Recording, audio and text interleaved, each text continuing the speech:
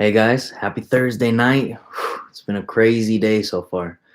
Been really on the grind, and like I said, if you follow me on the Instagram, you're kind of more in my everyday life. The YouTube is just going to be more of breaking down the things that I'm studying, how I'm learning, and like I said, I mean, in all honesty, it's more or less for me to learn. The best way I found that I learn is by teaching. It forces me to really kind of learn a different way, and I wanted to start really sharing the things that I'm learning, not only because I need to understand it further at a simpler level. I mean, Einstein says if you can't explain it to a 6-year-old, in essence, you don't know the subject well enough. So I'm trying to break everything down into such a simple fashion.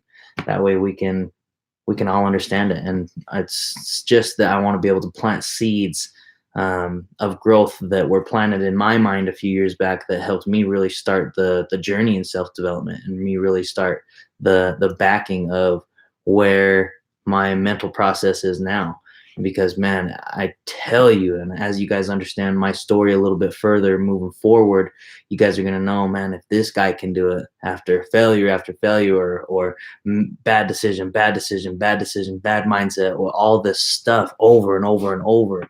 I hope again just to plant a little seed that helps you guys grow and relate to that, because I needed somebody to relate to at that point, and I was blessed to have found it.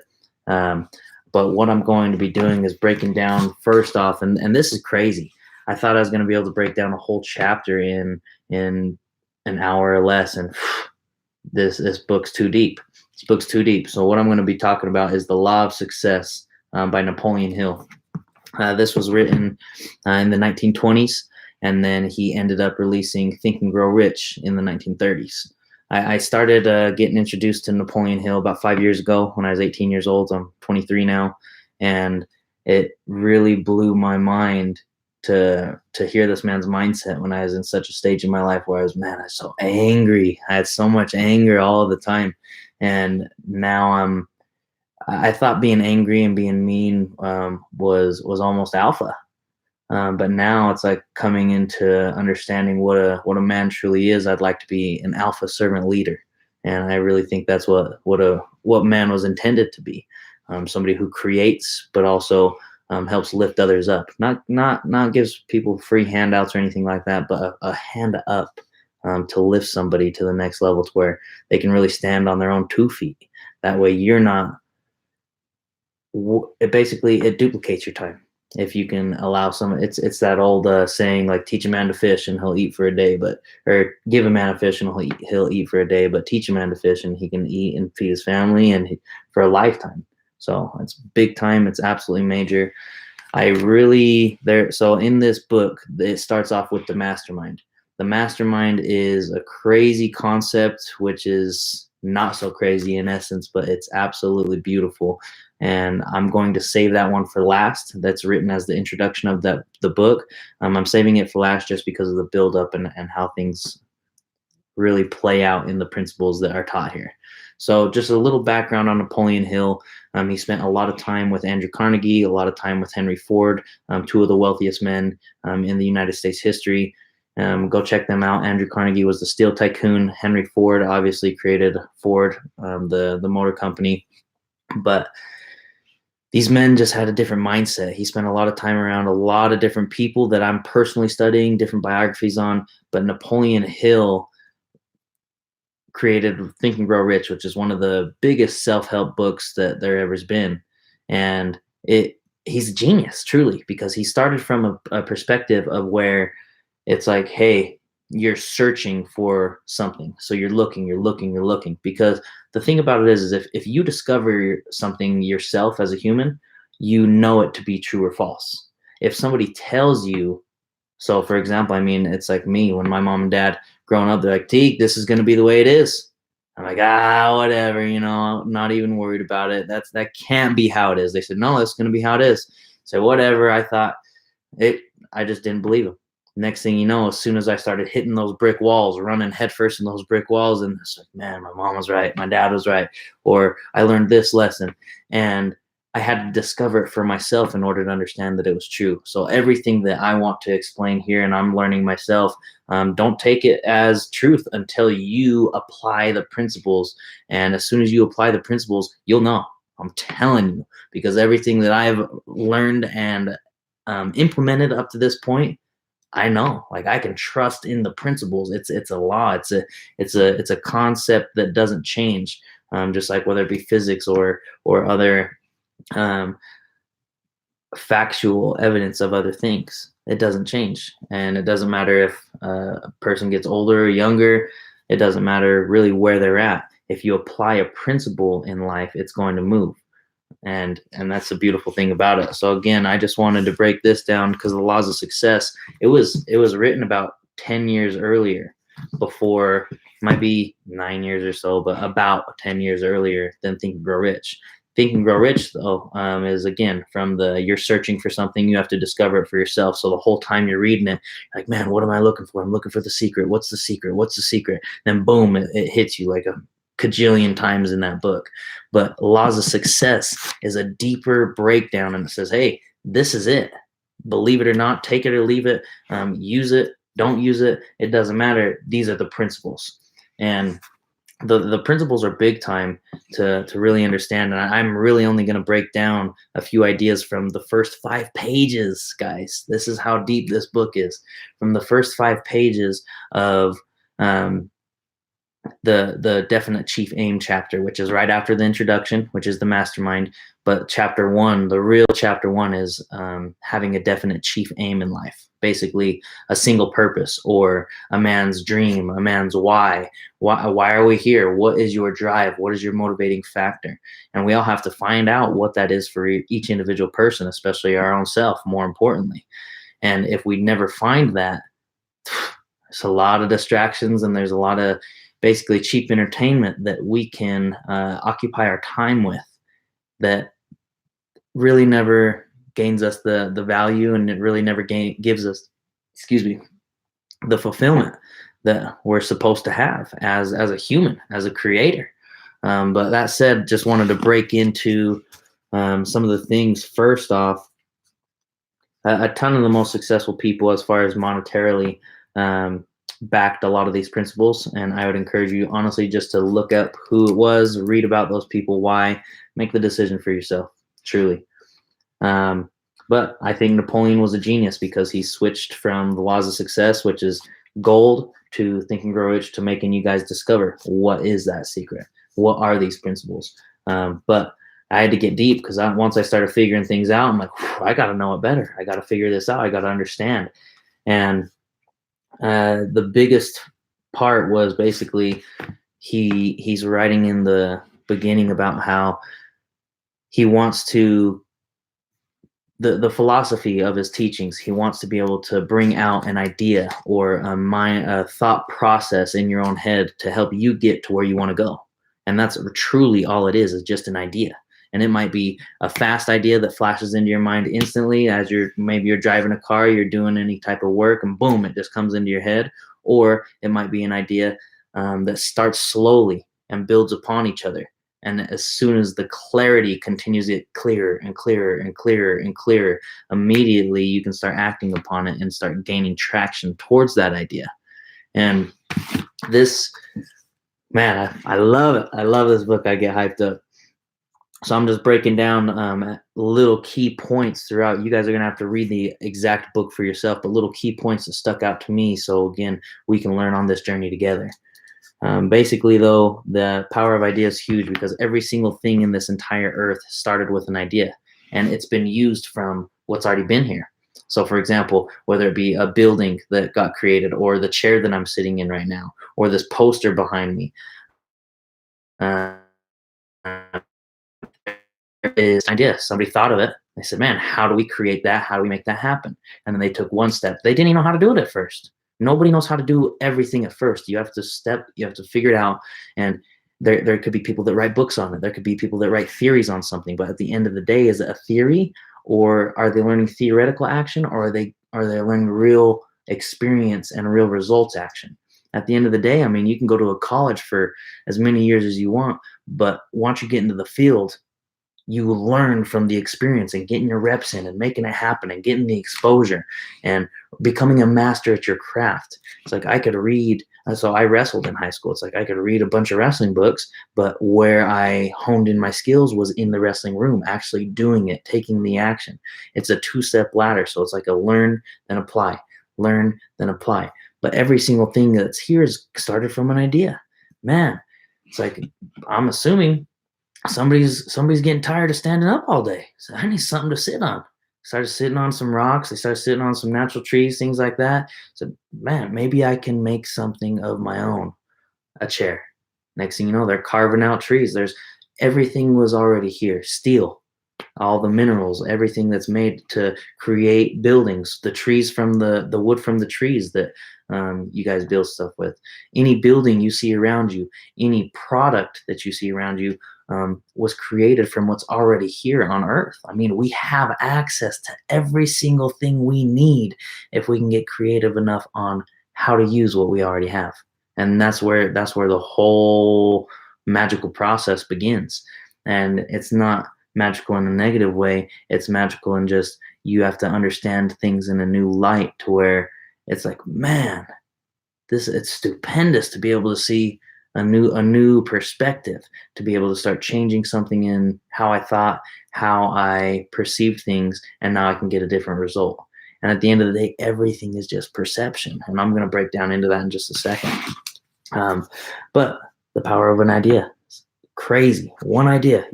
I would rather, and Napoleon said this as well, and I didn't understand it for a long time. He's like, I would rather exchange ideas with a man than a monetary figure.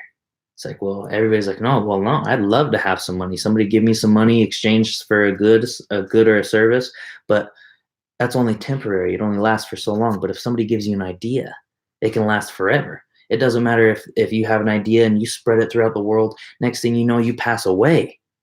Your body may be gone, but the idea can live on. The philosophy can flourish, can grow, as long as it's based upon principles that are true.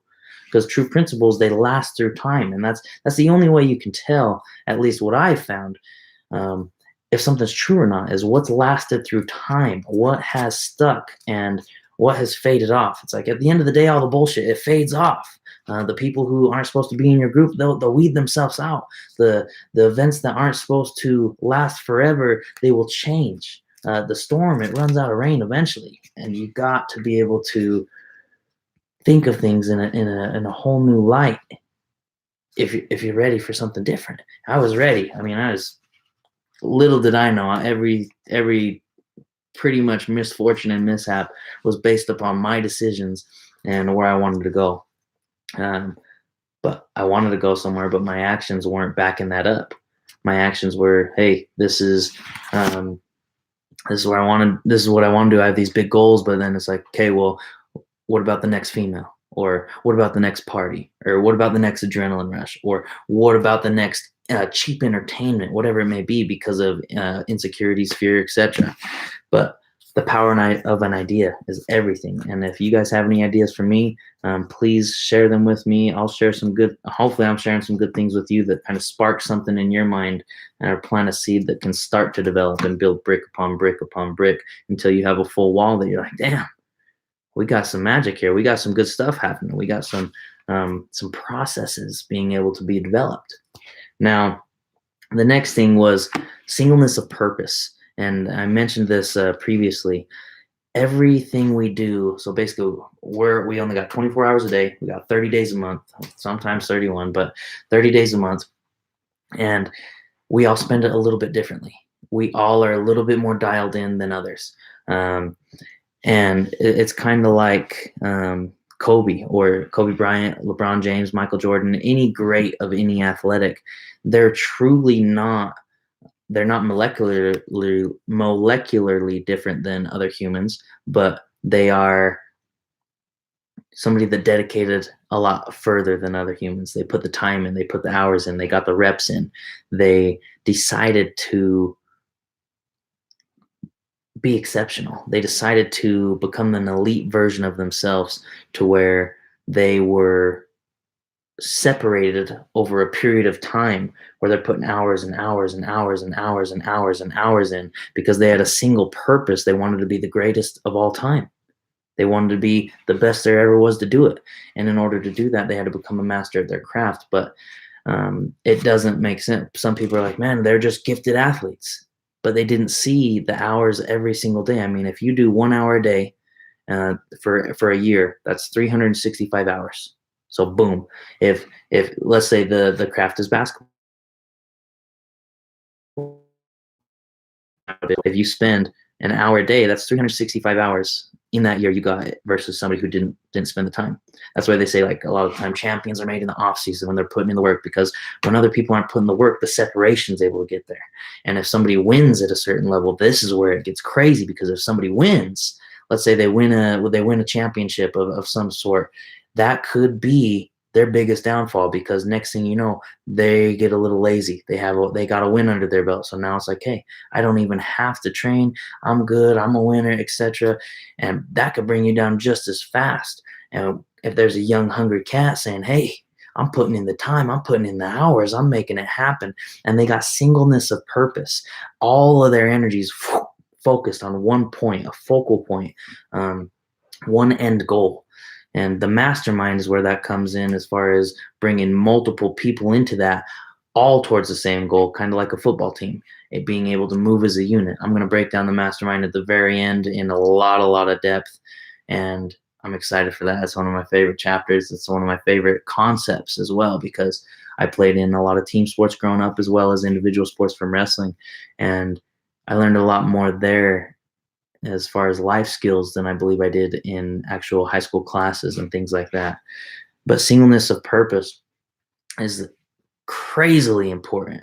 And just to give an example of what it can kind of do if you put all your energy into one focal point, into one goal, one end means. If you have a magnifying glass, when you guys were a kid and you're sitting on the driveway, if you have a magnifying glass and it's just sitting there around all of the light of the sun, so let's just say that's your body's energy, all your energy, mental, emotional, physical, spiritual, all your energy, we have it. It's being used up. There's 100% of it, but maybe 10% over here, 10% over here, 10% is in your feelings, 10% is in fear, 10% is in limiting beliefs, 10% is all your energy is being used up all the time, but it's a matter of how are we going to direct that energy. So just like the magnifying glass, we have the sun, we have the energy source, it's shining down on the magnifying glass, and it's all dissipated. So through the magnifying glass, nothing's happening. You can see through it real good, but nothing's happening. Now, if you put the right angle on it, if you get the right habits, if you put the right angle on it and get the right habits in life, and then boom, you let it hold, you get the right attitude, it's a little bit different angle, you get a little bit of self-awareness, you get a little bit of honesty with yourself. That's the hardest damn thing in the world, is just to get real with yourself.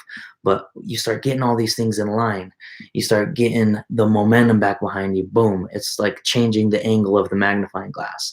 Next thing you know, you hit the right angle, all of that energy is on one focal point, and the light is coming out of the other side of the magnifying glass, and it gets so hot, it gets so concentrated, it can start a fire.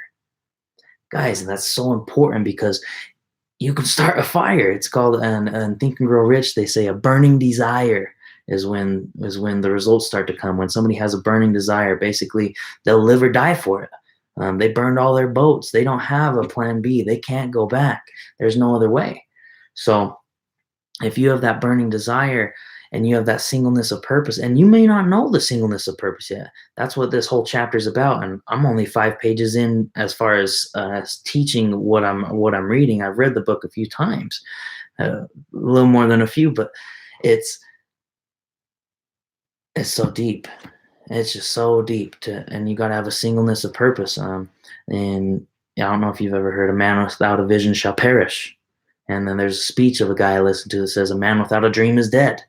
And it's like, okay, are we just walking all over? I mean, we're living, but we're living in a cheap entertainment world. We're like walking zombies, and we're getting fed all this stuff, whether it be movies and all this social media. There's nothing wrong with it. All of this can be used as tools for a positive thing, but there's so many distractions and so many divisions to where there's a lot of men who don't know what their purpose is and don't know what their vision is, and because of that, there's a lot of problems.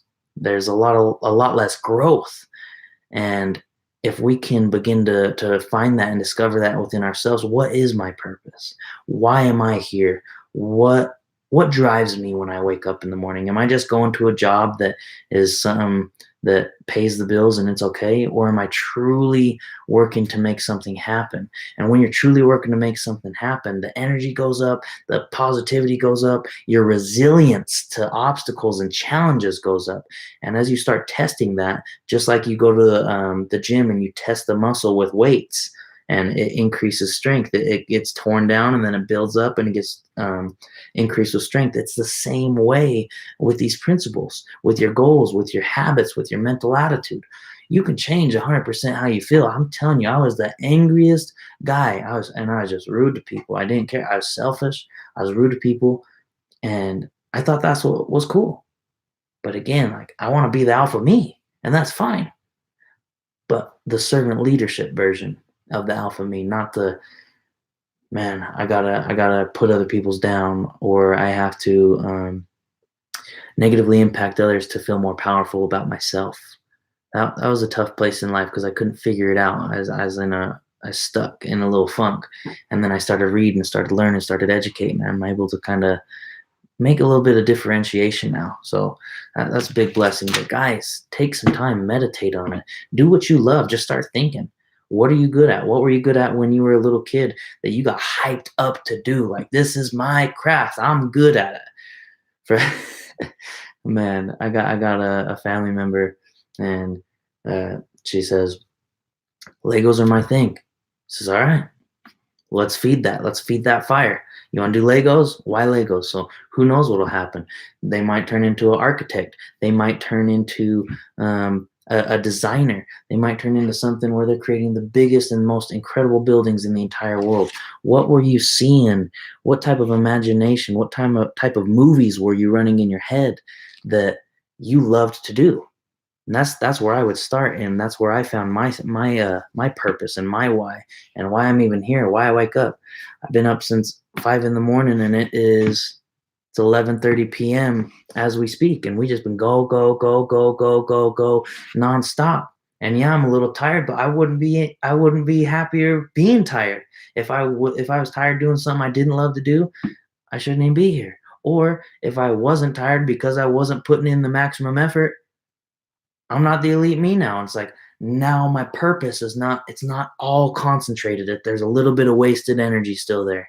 What is it in? Is it in cheap entertainment? Is it in women, the next relationship or female, for men? Or honestly, we love all people, faiths, creeds, whatever your guys' beliefs are. But the next relationship or the next fix, whether it be drugs. I've had a lot of addiction problems. I've done a lot of drugs in my life, and it's never truly served me. It's temporarily served me. And there's been some things that were necessary, and we'll break down into a bunch of beliefs later on down the line. But harmful drugs, they're not very good. And there's definitely medicinal uses for certain things. Again, that's a whole nother conversation. But find your why. Find that singleness of purpose. It's everything. After that, my next deal was get a journal. Get a journal. There's always good ideas you have throughout the day where boom, it'll flash into the mind. It'll come up randomly, and if you don't write it down, it's gone. You forget about it. It might even have been the best idea. It might have been the idea that was going to take you a little closer to your dreams. Like, hey, you need to go talk to this person, or hey, someone. I know you talked to someone, just in your mind. Why? I do this a lot while I'm driving. Like, I kind of get in a hypnotic state while I'm driving, and ideas just start coming. Boom, boom. Especially long drives when I'm listening to a book or something. It's like boom, things just start coming, and get a journal, because you only have to get right one time. The idea just has to be a good idea one time. If you take action on that idea, you might, boom, there it is. There's your success. And it's in what you designed, what you thought, and what came to you. I'm telling you, if you just listen, tune into your body, tune into your thoughts, tune in, and you'll be able to go. Carl Jung, badass psychologist. He also kept a journal for his dreams. So get a dream journal. Just keep it by your bed. You wake up in the middle of the night, you're feeling, you got an idea, boom, write it down. That's how the name of one of our companies came down, from one of the owners. 3 a.m. Woke up in the middle of the night. Hey, wrote the names down the next morning. Teague, I got a couple ideas, but this is the one. And that's what we ended up naming the company, at Greener Grass Juicery on Instagram. I'm telling you guys, it's the weirdest stuff. Just tune in. There's a lot of information being told to you if you'll listen. But if you're focused on the phone, if you're focused on the distraction, if you're focused on the next movie coming out, or what the weather was, or what's going on in politics, or what crazy sickness is going on in the world, or all of the garbage, like you're lost, you're gone, a walking zombie. What are we here for? It's like we got, let's say, 100 years naturally on the earth. I mean, technology is getting crazy. Who knows what will happen in the future? But that's a short time in the grand scheme of things. And are we wasting it, or are we utilizing it? How are we taking care of those 30 days? Get a dream journal. For your dreams, write it down. There's a lot of information that your subconscious can really relay into those movies that you play in your head while you're sleeping. And there's a lot of good information if you'll really look for it in there. So tune in, listen, and then just keep a journal in general. Just quick idea. Hey, I got it. $1 million idea. I'm telling you, that's what happened. I'm on my way back from, I don't know if I was driving back from LA or Vegas, but I had already passed Vegas. I'm driving through southern Utah, and boom, it hit me. I'm just listening to a book. It hit me. And I called a few people, part of my mastermind group. I said, I got it. I got the $1 billion idea. And from that day since, it's been getting fleshed out. It's been getting fleshed out. It's been getting fleshed out, and more real every single day. It's crazy, but it's beautiful at the same time. And again, don't take any of my word for any of the stuff I'm talking about. Go try it. Go figure it out. Just tell me if I'm wrong. If I am, cool. All I know is everything I've done up to this point, from what this book has said, has produced results that make me question everything I was taught in every school class ever. Because at the end of the day, I'm a results-oriented person. And when I've gotten results, it's because of these principles. And the principles don't change. You could write 1,000 different books, and they're going to say the same principles. Whether it be success, business, religious, there's so many principles that transfer. They're universal truths in essence, and they transfer, and you'll get them in every single place if you're looking. If you can take the gold from each thing and discard the rest, boom, you put all the gold together. You're like, holy shit, they're all saying the same thing in a different way. It's like a spoke on a wheel. If you have, let's say this is the center of a wheel, and then you have a spoke here from one point of knowledge, a spoke here from another point of knowledge, spoke here from another point of knowledge, spoke here from another point of knowledge. It's a big circle. It's just a big wheel. But the more spokes you get, the more points of knowledge, the more perspectives you get, the more you can understand the core of what this subject is. And man, I think about this stuff all the time. And I just want to be able to plant a seed. Plant a seed, please. Listen to yourself and tune in. Get a dream journal. Humility and humbleness, basically cockiness versus confidence. Confidence is powerful, but it doesn't have to be anger, or it doesn't have to be destructive power. It doesn't have to be destructive confidence. Calm power is where the real magic is. I mean, you got to think, look at Gandhi. If you look at Gandhi, and he went on a fast and he changed the game, next thing you know, he's remembered. And it's not even just that he's remembered, but he made an impact without even fighting a fight. He didn't even fight. And that was me. It's like growing up, it's like, man, you're tough. You gotta be a fighter. You gotta fight. And all the respect, I've wrestled, I've done MMA. I love it. I love physical, learning how a human body moves in space. I absolutely love every second of it. But I read a quote today talking about how a person trained in combat doesn't love to fight. As far as, like, they don't need to. They know they're not. It's not an insecurity or an anger thing. It's not a power control thing. And confident humbleness is power. Power, guys. I'm telling you, it makes waves, because people aren't calm. I've struggled with a lot of, I guess what you call anxiety. for a long, long time, but it was really just controlling my fear. I just had so much anger, so much fear. I didn't know how to work with it. I didn't know how to deal with it. And so I just kept getting this result where it's like, everything's like burning, everything's getting crazy. And it turned into what's called anxiety. But I just didn't control my fear, and I wasn't humble enough to be real with myself and eat that pie. I mean, humble pie does not taste very good, but you need it every single time. It's as nutritious a pie as you can ever get, I'm telling you. And then pride killed me so many times, and it still does. I'm still learning. And again, that's why I'm trying to relay and talk about all this information to educate myself further, and again, just plant some seeds, I hope, in some of your guys' minds, your hearts, to be able to go chase what you want to chase and become the best version of you, because I'm continuing to grow. And if I would never have had the seeds planted in my mind from the right people, then I wouldn't even be here. But so confident, calm power. Be proud of yourself. There ain't no shame in saying, I'm the man. I'm worth it. I'm valuable. I'm super skilled at this. I'm the best at this. There's nobody like me. There's nothing wrong with all that talk. But then how do your actions back it up? Are you an alpha that's just a dick to people and rude to people, or are you an alpha with a servant leadership mentality? And it doesn't even have to be exact alpha. I mean, it's just the best version of you, and whatever that is, that's perfect. But what are you going towards? The next thing that I wrote down was in the book, it says success is largely upon knowing men.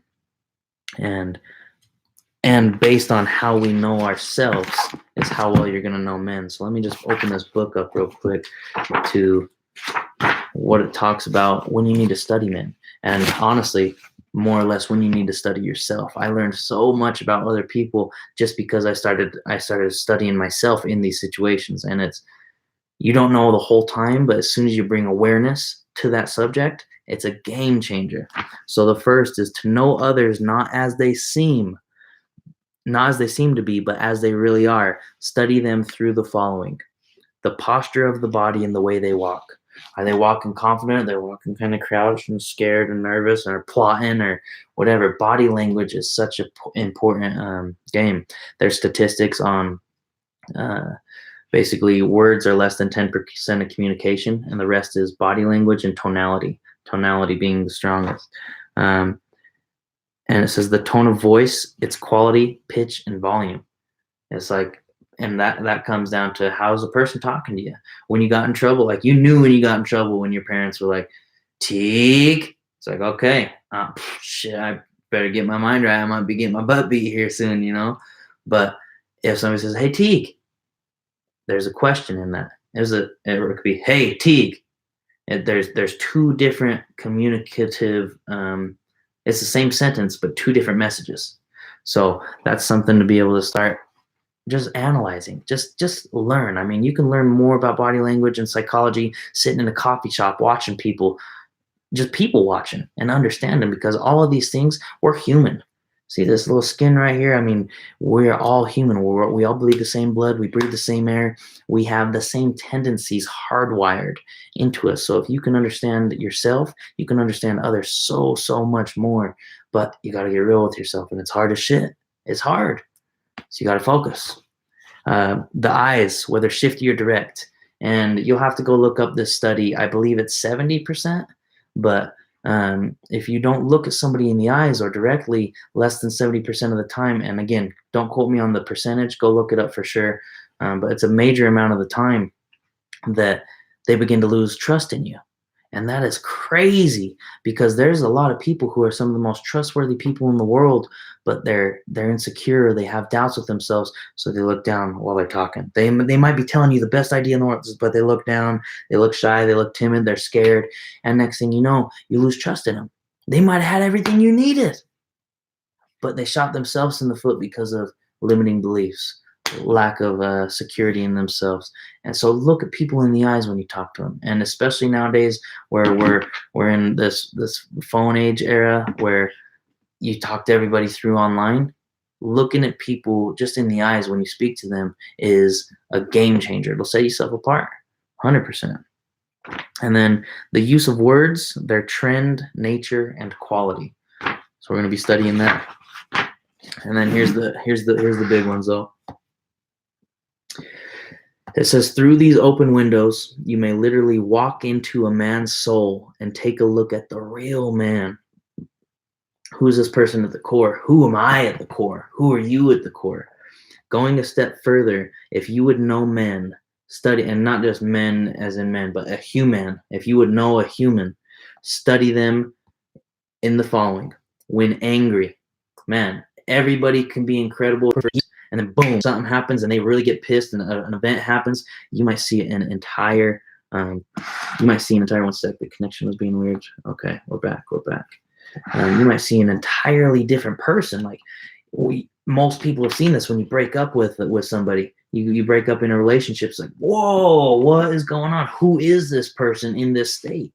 When they're angry, and then boom, when in love, how is this person acting? When money is involved, it's crazy what happens to a person, or what you can see happen when money's involved. Pay attention to that closely. And if you haven't, I don't know if you know the person well enough. When eating, it says alone and unobserved. That's something I'm still kind of learning. Is it just body language? Like, are they calm and eating and enjoying each process, or are they hurrying and boom, boom, boom, boom, and eating? Or I'm still trying to figure and understand that out. So let me know if you guys have any input on that, about why it's so important to study a man while he's eating. I know as far as when assimilating the nutrients, it's important to eat slowly and calmly and in a positive frame of mind and not a negative frame of mind. But still trying to figure out why studying them in that area is going to give me the most education. So, but body language is huge. When writing, it says when in trouble. That's a good one too. When shit hits the fan, when the back's against the wall, how are these people acting? What's happening with them? When joyful and triumphant. How are they when they're a winner? When they just won, how are they? Are they, I'm the hero, check me out, I'm the guy? Or are they, hey, I'm just putting the work in, and humble, calm confidence, and letting the people speak for them? That's a big time question. When downcast and defeated, how does a man act when he's defeated? How do we act when we're defeated? Do we bounce back? Do we crumble? Say, fuck it, I'm gonna quit. I'm gonna quit. Is it one of those? That tells a lot. It tells a lot about a person. When the going gets tough, the tough get going. And when the going gets tough, who's gonna fold, or who's gonna become a diamond from all the pressure that creates them? The obstacles that they have to go through to make them grow. It forces you to grow. Just like the gym, it forces you to grow. You're putting that resistance against that muscle. There's another quote where it says, a plane doesn't rise with the wind, it rises against the wind. You gotta have resistance. You gotta love resistance. There's no shame in enjoying resistance or going through a process that is tough. It's necessary to become the best version of ourselves. How does a man act when facing catastrophe of a hazardous nature? When trying to make how do they act when they are trying to make a good impression on others? And then this is a good one. Both of these. How do they act when they are informed of another person's misfortune? Or how do they act when they hear of another person's fortune? Are they envious? Are they jealous? Are they, well, man, you know what? Well, how come he can do it and I'm not able to? And all those doubts start coming in. You start questioning these. You're like, holy shit, I got a lot of work to do on myself. How do I become the best me? And I can't be trying to bring so-and-so down because they started winning. At the end of the day, I want everybody to win. A rising tide raises all ships. But if we're in a competition against each other, boom, we're bringing each other down. We're like the crabs in the bucket. Oh, I see him winning. I'm going to bring him down real quick. Go look up the crabs in a bucket. Crabs in a bucket mentality as well. There's been a few authors that have spoke on that. But how do you feel, even when the close ones around you? Are you envious a little bit? Or do you say, you know what, fuck yeah, that's my dog. Good for him. Good for them. They're coming up. They're making it happen. It's their time. We don't know what has been put in, what type of work, what type of sacrifice, what type of effort has been put, what type of challenges these guys had to go through in order to succeed or get to the place they're at in their life right now. And are you like, man, well, I wish I was where he would have been?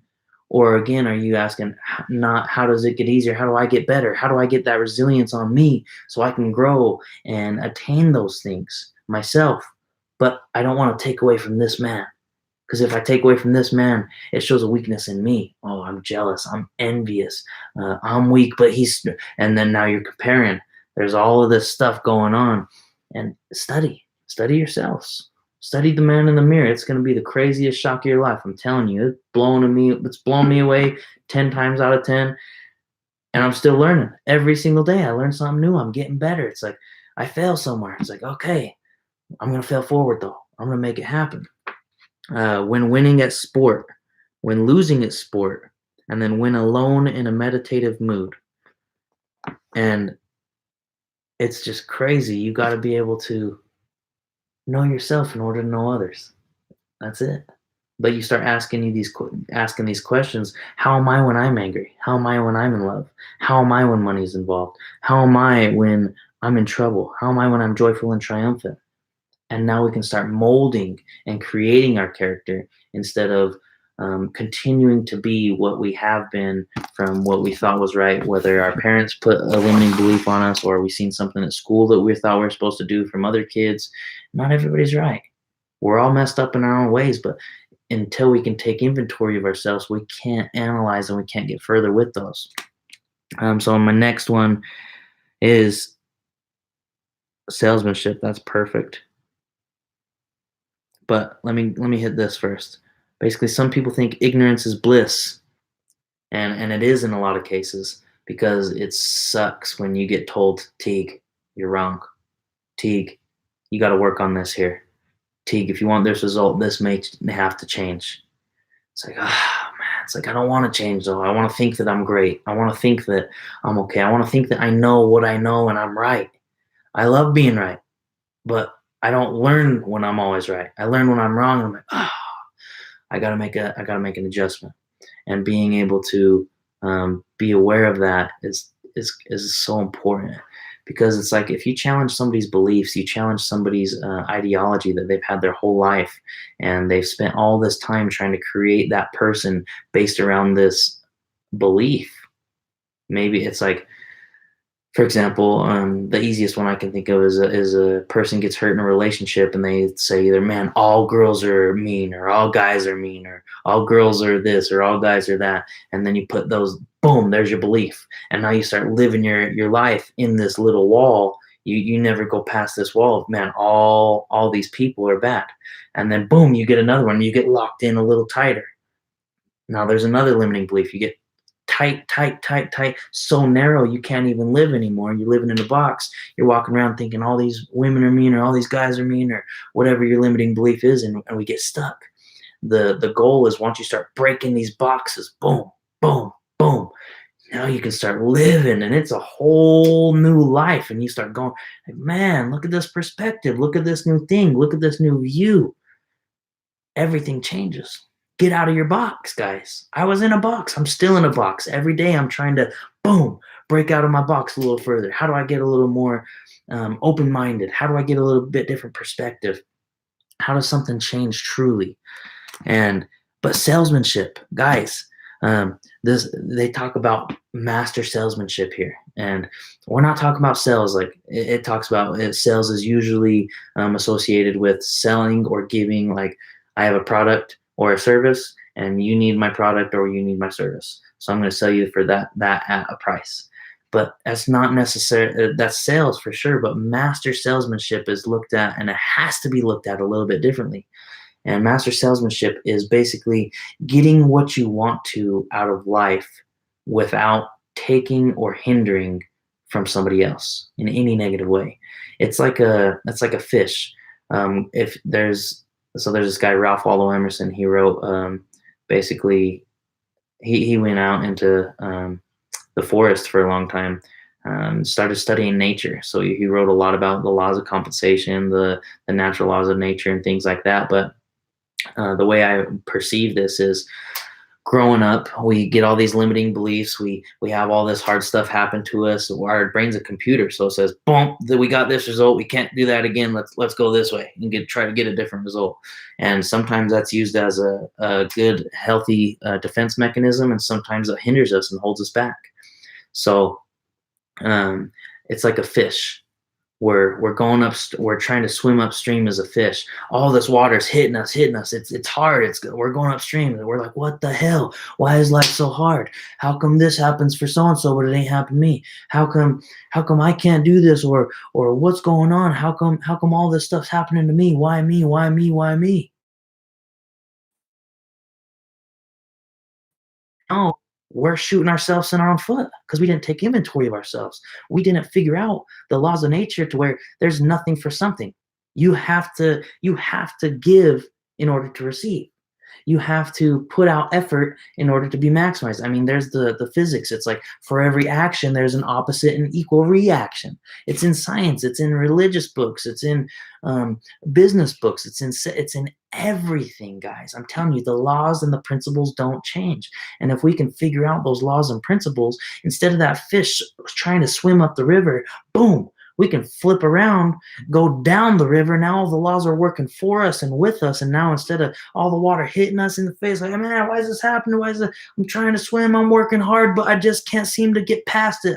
I'm putting all my energy into this river. I'm swimming so hard, but I'm not getting results. The laws are working against you. But if you don't know about them, you think ignorance is bliss and you don't take the time to educate yourself and find out, you're stuck. But boom, you flip around and you're that fish. Next thing you know, you got everything going behind you. You got all the momentum in the world, and it's going to elevate you to the top. I mean, you'll go as fast as you want. It's like at the airport when it's like the ground, the walking escalators that are just go straight. Look how much faster you can walk when the momentum's behind you, when you're in the motion, in the same tune as the laws around you that are controlling this entire world. And it's crazy. Like it's kind of like it's just like the video game. There's the laws of the video game, and it's like if you're not figuring it out, if you don't understand how to move and operate in that video game, you're gonna get your ass kicked every single time, and you'll never win there. So it's something to think about, that whole video game concept. Um, but it's like, why do we prefer illusions? Why do we prefer the bullshit that isn't real? Why can't we be coachable? Why is it so hard for somebody to say, "Hey, you're wrong," and us not take it into consideration that I might be? I was like, "All right, you tell me I'm wrong, fuck you." It's like I'm right, and I'll die by it. Even if I was wrong, I was so prideful that even if I was wrong, I would die by it.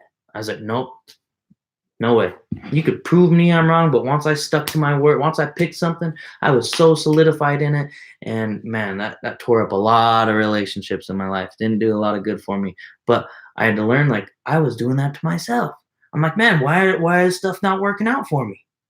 I was doing it to myself. Little did I know. A multimillionaire, he said one time, he said, "Teague, you're exactly where you expected to be in life." And when he said this to me, I'm broke, I'm sad, I'm depressed. I'm like, what's going on? All this life changes happening to me. I'm like, this is not where I expected to be. What do you mean? He said, every single action you've taken up to this point in life has guided you and put you right where you are right now. And because of that, you chose to be where you're at. The only way you change your lifestyle moving forward is if you choose to make different actions, different decisions, you're going to get different results. And that was some humble pie I didn't want to take. I wanted the illusion that, man, I'm doing everything I can do. I'm doing everything I can do to get to the top right now. I'm working so hard. I'm telling you, I'm putting everything in. It's just not working. Maybe I just can't do it. And I was like, shit, I had to eat the humble pie that's been me all along. That sucked. But I tell you what, as soon as I was able to realize that instead of a loss, that turned into a lesson, and that turned into some knowledge, my whole life changed. My actions changed.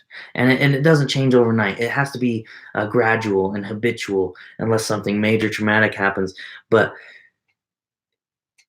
the results, they don't come overnight. So it's like you might slip up sometimes. For example, maybe it's the pride you're working on. Maybe it's the anger you're working on, like I was. I still am every day. Like, it's crazy. Man, I am so imperfect. It's wild, but I'm working to be extraordinary every single day. I'm working to get better every single day. And I slip up sometimes. I get pissed sometimes. I light up real fast, 0 to 100 sometimes. But how do I react after? Can I bring myself back down? Can I apologize if I hurt somebody? Can I fix what and that's the thing is we can't fix always what we've done. We can't always take back words we've said, but how do we bounce back after things have happened that we can't control anymore? If you can get out of the habit of dwelling on what you can't control, it's over. Game changer. If you no longer dwell on what you can't control, you only focus on the things you can control, magic starts to happen and it's beautiful. And then the last couple things here, hibernation. It says human go in the book. It says humans go into hibernation once they reach maturity and live the rest of their lives through ancient and old fetishes that they've had. So in essence, it's like I look at it. A lot of kids, they'll graduate high school when they're 18, and they no longer further educate themselves. So they're not learning, and their whole life up to that 18-year-old point, they had all those limiting beliefs. So it's like, hey, I need to drink every weekend to feel a certain way. I was the same way with drugs. I'm telling you, addiction problems are crazy. The dopamine in your brain, and just it's wild. That's a whole nother topic though for another day. But you start doing these things and you get in a habit of it for 18 years as you're growing, boom, boom, boom, boom, and it's getting solidified. The brain grooves are getting heavier and heavier, easier to access. Neuron connections are firing, and they're going. If you never start to change, like maybe you were addicted to porn. I got addicted to porn early on in life, and it just started getting desensitized and worse and worse and worse and worse and worse and more. Oh shit! It's like you spend an hour. You're spending an hour. It's like I got to find the right video now. Things just ain't working. I got to find the right video. So you spend an hour finding the right video, then everything gets complete, and you're like, holy shit! I just wasted an hour. And so that habit gets ingrained over years and years and years and years and years of the same thing. Next thing you know, you're 40 years old, you're in a marriage, and you can't stop watching porn. And it's not always that's a whole subject for you guys' own interpretation. But now it affects your wife, and now it affects your kids, and now it affects everybody around you in your immediate, your extended family, because your time is spent away from them, not invested in them. It's invested in this dream of whatever video you're watching, this hallucination of whatever video you're watching to get the dopamine flooding into the brain. So now that hour turns into shit, it's not the right video. 2 hours. I'm going to find it. That's 2 hours away from your wife and your kids and your family and everybody or your obligations, your hustle, your grind, your passion, because of these addictions, these things that we consistently grew up with, and we think that's life now. Or, man, I gotta get fucked up every weekend. I gotta get drunk. I worked 5 days. I gotta get blasted Friday and Saturday night, recover Sunday. I've done that for my whole life, so bam, I must continue. I gotta keep doing it. Next thing you know, you're 40 years old again, and instead of porn, it's alcohol this time. Now you're drinking and you're drinking and you're drinking and you're drinking. Now you're passing out, so you need to go to sleep. So you sleep longer. You don't recover as fast.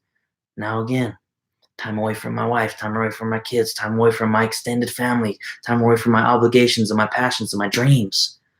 Guys, like it's crazy, and we don't even realize it. It's just, well, that's the way it is. That's how I've always been, and that's what I've always done. Whether it be drugs, whether it be alcohol, whether it be physical addiction, like just women. Maybe I got to go hang out with another women. Me, it was adrenaline. I loved adrenaline. I still love adrenaline, but I have to control it now. It has to be controlled, and it has to be directed like the magnifying glass. If it's everywhere, it's destructive.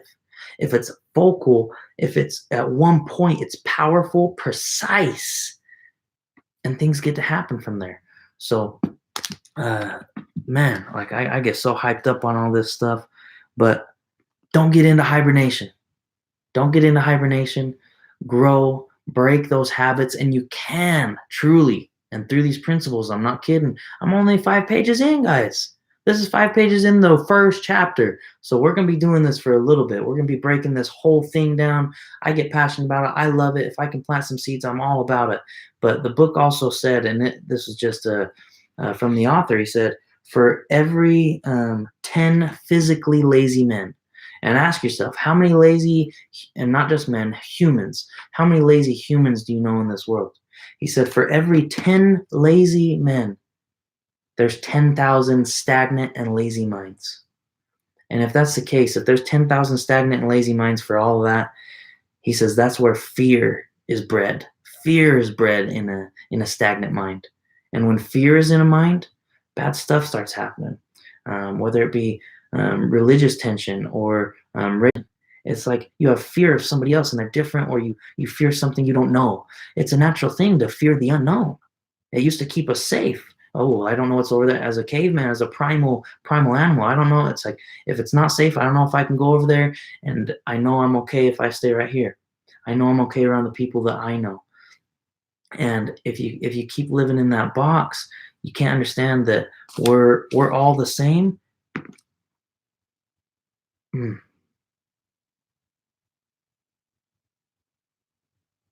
Well, we just don't let your mind get stagnant. That's all we got. Let your mind get stagnant. Negative things start happening.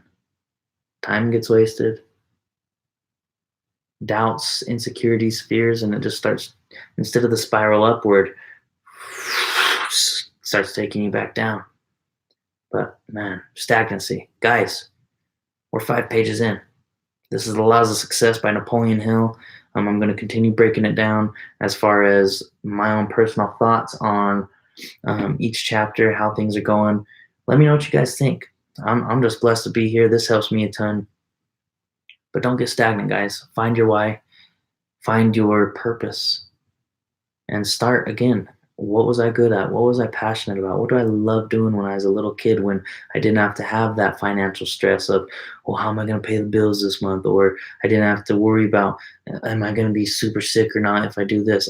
There's so many things, so many distractions. And go back to your childlike self and say, who was I back then? That's how I found my passion. That's how I found my dream. And it may not be the best way, but it's the way that I found that works for me. And if there's something that works for you better, tell me, because I'm open to all opportunities and all new ways of improving and growing myself, as well as learning new tools and new vehicles to be able to serve and help others. So truly, thank you guys so much for kind of letting me ramble, letting me get on this this topic and just start going, because there's so much just bottled in that I'm figuring out and I'm learning and we're applying and we're getting results, guys. Result oriented. Magic happens there. We're all human. We're all made of the right stuff. We are all so valuable. But thank you guys so much. We'll break into we might even be 5 more pages, but it could be a whole chapter. Depends how deep things start getting. But man, just want you guys to know, God made you. He made the best. And I don't care what you guys call it. You can call it God, Allah, the universe, energy, vibes, whatever you science, like, it's all the same stuff. And this was a big breakdown to me, but we're all a part of the same crew, guys. We're all part of the same crew. We might have a little bit different tastes, we might have a little bit different philosophies and a little bit different beliefs, but that doesn't mean we're wrong. I mean, let's bring it to as simple as you may like a certain type of food cuisine and your friend may not like a food cuisine. That doesn't mean you can't be friends because you don't like the same food. It's the same with religion. It's the same with tension. It's the same with race. It's creed. It's all of it. We're all people, guys. And if we can all come together, instead of in unity, people are strong. Divided, everybody's weak. Everybody's a target. Everybody's not as powerful. So I'm so thankful for you guys, truly. And anything I can do for you guys, I'm all about it. And thanks so much for tuning in. See you guys here very, very soon. I don't know if it's going to be a week or if it's going to be just a few days, but I'm going to consistently start posting these out until we go through the whole entire book. So after we get all said and done, we can say we learned this whole thing together. We dove in. Hopefully you guys, if you don't have the book, if you want to go along with me and break it down, challenge my ideas, challenge my beliefs, challenge the philosophy of it, I would love that. let's make it happen. And man, just thankful for you guys.